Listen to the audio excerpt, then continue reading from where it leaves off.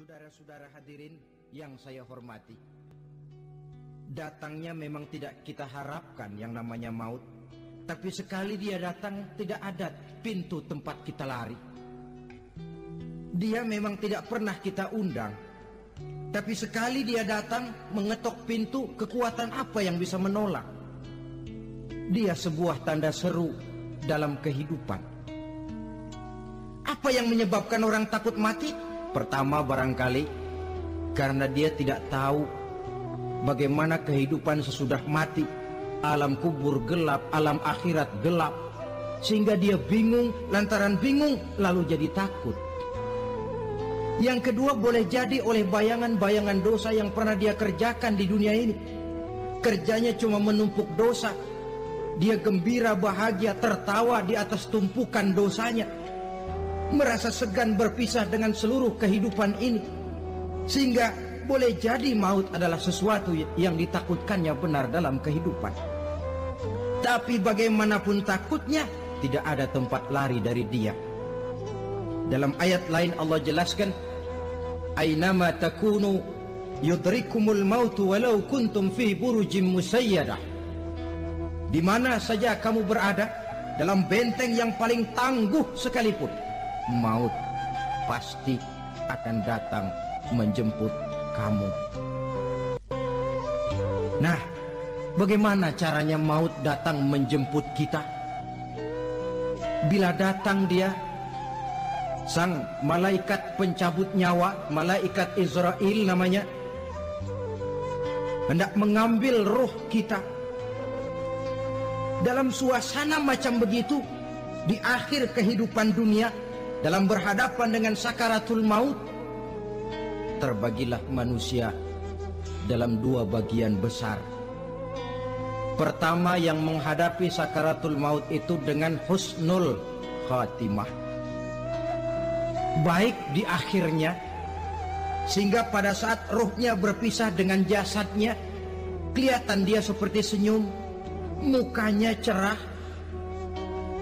Bahkan sebelum itu boleh jadi dia sempat meninggalkan pesan-pesan yang baik. Ada yang sempat azan, ada yang sempat baca Quran.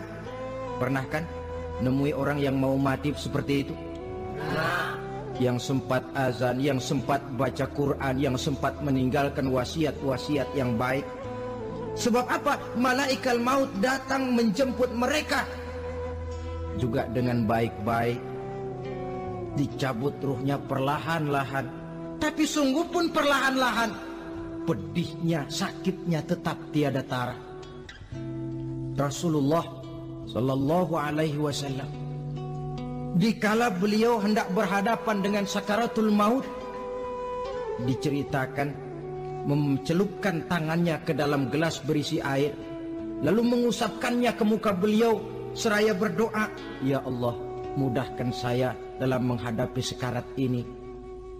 Beliau juga yang mengatakan bahwa sakitnya sakaratul maut sama dengan 300 kali bacokan pedang. Sehingga kita diajarkan doa. Di antara doa selamat itu kan ada, Allahumma hawwin alaina fi sakaratil. Ya Allah, mudahkan saya di dalam menghadapi sakaratul maut itu. Ketika ruh ini keluar dari jasad, mata masih mengikuti ruh itu. Jika kadang-kadang ada yang matanya terbelalak dan tidak sempat ditutup, terbuka terus, mengikuti ruh itu keluar dari jasadnya. Adapun golongan kedua, manusia yang ketika berhadapan dengan sakaratul maut mendapatkan su'ul khatimah, jelek di penghabisannya. Sekaratnya sudah setengah mati, lalu jelek juga di akhirnya, mati dalam keadaan yang tidak baik, tidak terpuji. Ada yang lagi megang kartu, mati. Ada yang lagi di tempat ngadu ayam, mati. Ada yang lagi di tempat pelacuran, mati. Ada yang lagi megang botol minuman keras, mati. Nih barangkali malaikat maut gemes banget nariknya, lu bajingan, lu tarik terus kan. Mati su'ul khatimah. Makanya bagus itu. Kadang-kadang di majelis-majelis taklim kan sering dibaca ya Allah biha, ya Allah biha, ya Allah bihusnil khatimah. Kan ada itu? Ada enggak? Saudara hadirin, mohon agar oleh Allah kita diberikan husnul khatimah, baik di saat ruh akan berpisah dengan jasad. Ini sesuatu yang pasti. Sang malaikat maut datang menjemput nyawa. Setelah ruh berpisah dari badan, maka tinggallah sang badan, ditangisi oleh semua yang kita tinggalkan. Sehingga kepada putrinya Fatimah, ketika malaikat maut datang hendak menjemput baginda Nabi, beliau berkata kepada anaknya, Fatimah, kamu tahu siapa yang datang? Saya tidak tahu, Bapak. Yang datang hadimul lazat. Itu dia yang menghancurkan seluruh kesenangan dunia.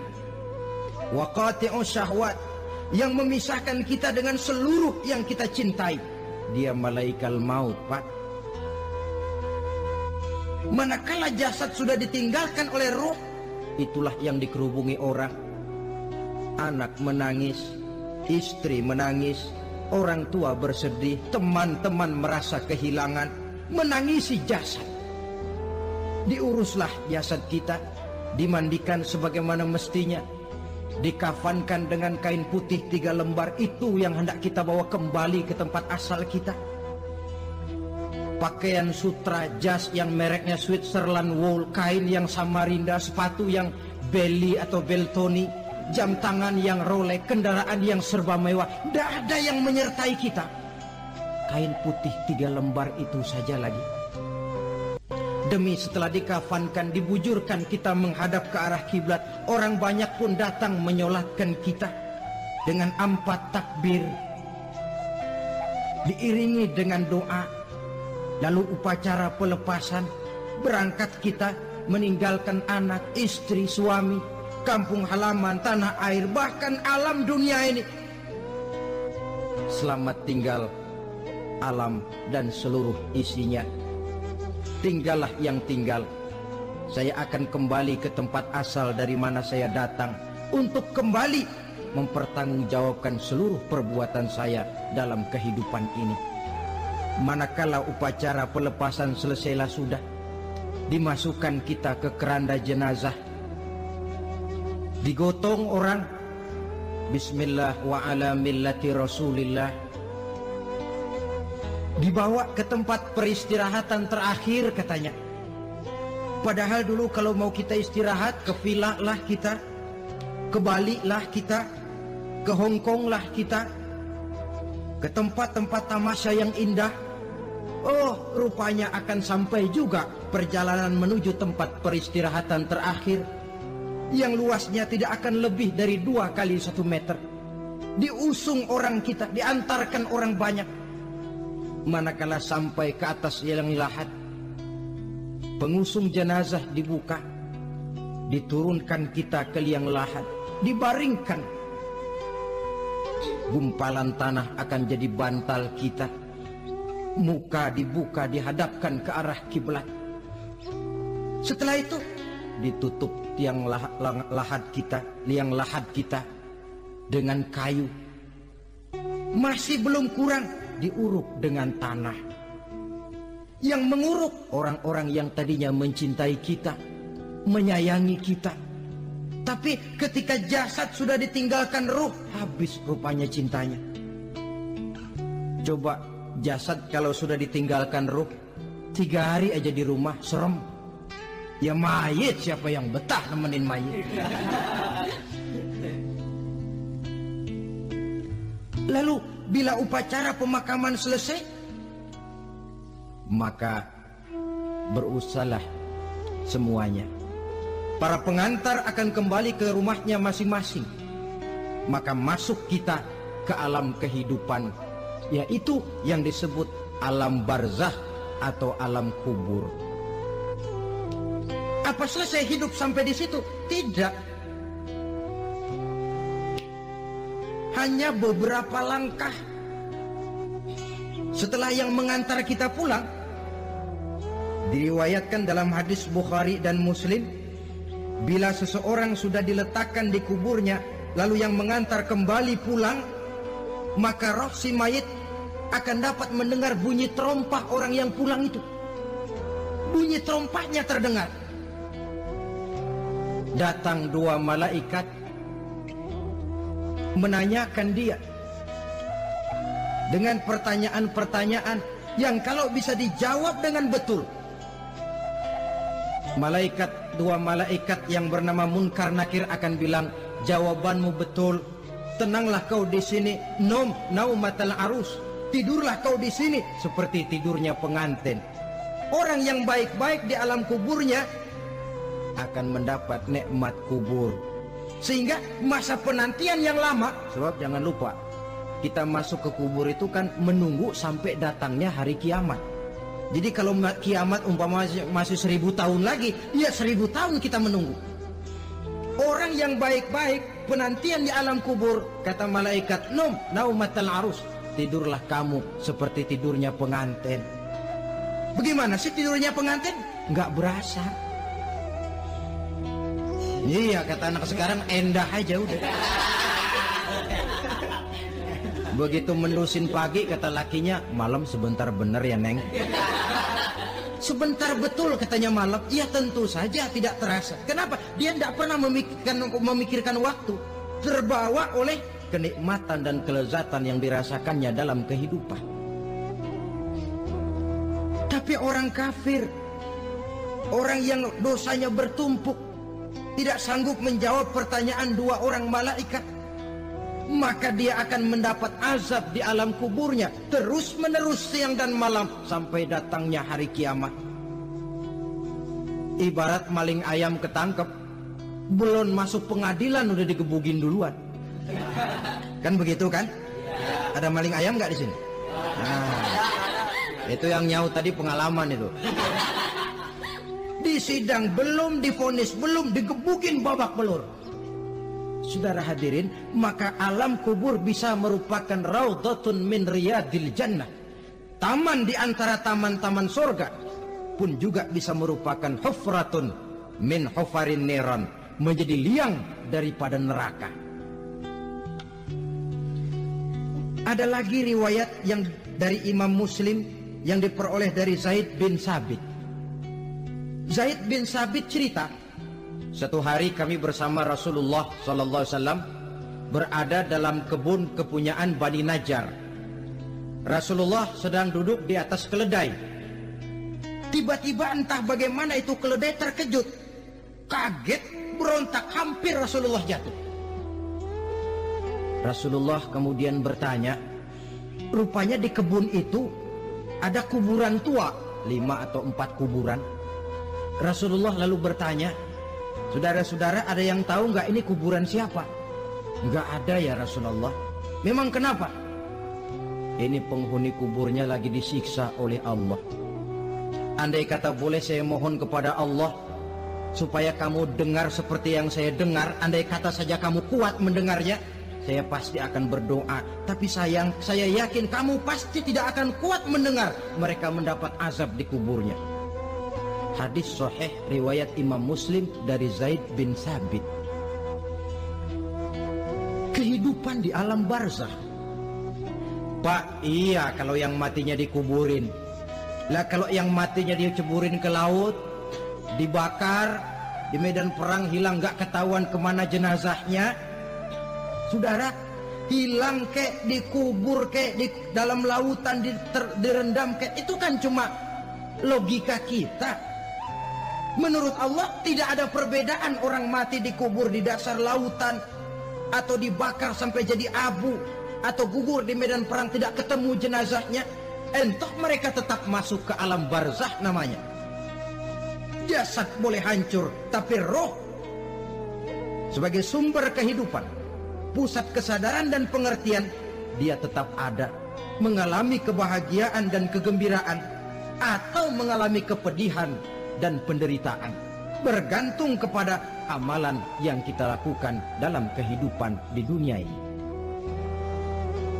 Maka dalam Yasin tadi kan jelas, qul yuhyiha alladzi ansha'aha awwala marrah, yang menghidupkan mereka yang dikubur di dasar lautan, mereka yang dibakar sampai jadi abu, yang akan menghidupkan ialah Allah yang menciptakan mereka dulu pertama kalinya. Jadi kalau sudah ada aslinya, ya tentu tidak perlu contoh lagi, akan sangat mudah membuatnya. Orang tua kita, keluarga kita yang sudah berpulang, mereka di alam barzah sekarang ini bisa mendapat nikmat kubur, bisa mendapat azab kubur, bergantung amalan mereka dalam kehidupan di dunia ini. Dalam Musnad Imam Ahmad dan Sahih Abi Hatim malah ada tambahan riwayat, orang yang banyak kebajikannya di dunia, amalannya akan datang menemani dia. Sholatnya dekat kepalanya, puasa sebelah kanan, zakat sebelah kiri, menghibur dia. Malahan dikatakan berbentuk orang yang cantik menemani dia di alam kuburnya. Aneh, dia tanya, man anta lam ara fid dunya ajmal minka. Siapa kamu? Di dunia ini belum pernah saya melihat orang secantik kamu. Dia jawab, ana amaluka soleh. Saya adalah amalmu yang soleh yang kau kerjakan waktu di dunia. Saya sekarang diperintahkan untuk menemani kamu di sini. Alhamdulillah. Sedangkan amalnya yang jahat akan datang dalam bentuk yang menyeramkan menemani dia di sana. Bayangin deh, di kuburan ditemenin yang serem-serem. Sama juga di dunia. Di dunia, kalau kita di tempat gelap ditemenin orang cakep, enak nggak? Wah, pengalaman. Tapi coba bayangin, sudah tempatnya gelap, yang nemenin jelek nggak ketulungan, gerah kita. Nah, saudara hadirin yang saya hormati, lalu bagaimana tempat arwah-arwah yang sudah kembali menghadap Allah yang disebut mustaqarrul arwah itu? Macam-macam tingkatannya sesuai dengan profesi dan amalannya waktu di dunia. Ada roh-roh itu yang setelah pisah dengan jasad, artinya mati, ditempatkan di tempat yang disebut a'la iliyin, tempat yang tertinggi. Siapa ini? Arwahnya para nabi dan para rasul. Ini fi a'la iliyin, di tempat yang tertinggi. Arwahnya para nabi, arwahnya para rasul. Dan karena kita bukan nabi, bukan rasul, ya jangan mimpi dapat tempat fi a'la iliyin, kecuali kalau Allah menghendaki. Itu hak prerogatif Allah, tapi kan tidak adil kalau Allah melakukan itu. Ini kelompok roh-roh yang masuk golongan VIP. Wah, the first class. Para nabi, para rasul. Lalu ada pula roh-roh itu yang setelah pisah dengan jasadnya diumpamakan seperti burung-burung hijau yang berterbangan di perkebun-kebunan surga. Roh siapa mereka ini? Rohnya para syuhada, orang-orang yang mati syahid gugur membela agama. Nah, ini bedanya orang mati syahid dengan pahlawan, ya. Apa bedanya syuhada dengan pahlawan? Kalau syuhada, orang yang gugur membela agama, niatnya karena Allah, mati syahid. Kalau pahlawan, orang yang gugur membela negara, orang yang dianggap berjasa kepada pemerintah. Klimaksnya, kalau orang mati syahid jelas surga, tapi pahlawan belum tentu surga. Kenapa? Bergantung kepada negara macam apa yang dibelanya dan pemerintah model mana yang dibelanya. Di negara-negara komunis misalnya, banyak nggak pahlawan? Dengan sekian tanda jasa yang mati di medan perang dan sebagainya. Kira-kira pahlawan komunis masuk surga nggak? Ya, kalau pahlawan komunis masuk surga, kita nggak kebagian kapling di surga barangkali. Inilah bedanya pahlawan dengan orang mati syahid. Kemudian ada pula roh itu yang tertahan di pintu surga. Tertahan di pintu surga. Ini seperti tadi, orang yang mati syahid tapi masih ada kaitan di dunia. Rasulullah pernah ditanya orang, ya Rasul, kalau saya maju ke medan perang bela agama, mati syahid, apa saya masuk surga? Iya, masuk surga. Kecuali kata Nabi, kalau masih punya utang. Nah, tertahan di pintu surga. Ada pula roh itu yang tertahan di alam kuburnya. Ini umumnya seperti tadi itu. Ada mempunyai dosa, mempunyai kesalahan, sehingga merasakan azab kubur. Ada juga roh itu yang tertahan di permukaan bumi. Mereka yang dalam hidup selalu menumpuk dosa-dosa yang besar, meninggal sebelum keburu untuk bertaubat. Saudara hadirin yang saya hormati, inilah yang kita khawatirkan. Sebab jikalau pada saat roh sudah datang, jikalau saatnya roh datang berpisah dengan jasad, menemukan sakaratul maut, saat itu taubat sudah tidak akan ada gunanya lagi. Masuk ke alam kubur, mendapat azab kubur sampai datangnya hari kiamat. Berapa lama di alam kubur ini? Menunggulah kita sampai datang saatnya kiamat. Nah, saudara-saudara, apa tanda-tanda hari kiamat? Kapan dia akan datang? Bagaimana hal ihwal manusia pada saat terjadi kiamat? Bagaimana alam ini? Bagaimana perhitungan di padang mahsyar? Insya Allah akan saya ungkapkan pada bagian kedua dari ceramah ini. Insya Allah kita akan lanjutkan pembicaraan ini sampai kepada terminal paling akhir, surga dan neraka. Inilah saja pertemuan kita pada kesempatan kali ini. Terima kasih banyak atas segala perhatian. Mohon maaf atas segala kekurangan. Wabillahi taufiq wal hidayah. Wassalamualaikum warahmatullahi wabarakatuh.